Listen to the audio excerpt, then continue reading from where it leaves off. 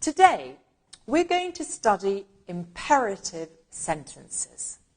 Imperatives are often used to tell people what to do or what not to do. So, we have affirmative and negative imperative sentences. Let's see how to use them. Affirmative imperatives are formed with an infinitive without the particle to. Let's see some examples in the affirmative.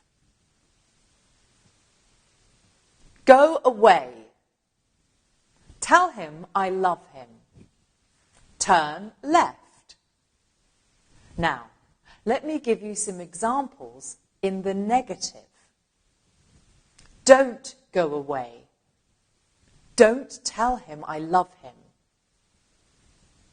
Don't turn right.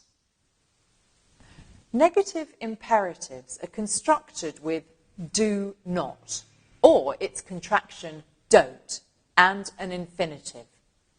So telling people what to do or not to do is not that difficult, and this simple structure can be used to indicate other things.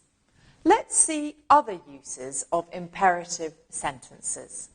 Imperatives are also used to give advice or information, for invitations or offers, and to express wishes for people's welfare. Let's now see some examples. Be careful.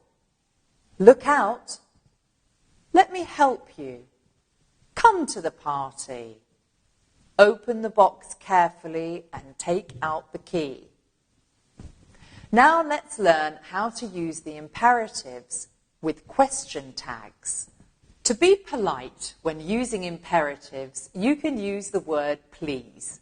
For example, close the door, please, or a question tag. Look at the following sentences. Close the door, will you? Lend me £5, could you? With an affirmative imperative, you can use any auxiliary, but after a negative imperative, you should use will, like in the following sentences. Don't tell them that, will you? It is not always nice giving orders to people, is it? We can also use the imperative to introduce suggestions. Let's learn how to use the imperative to make suggestions.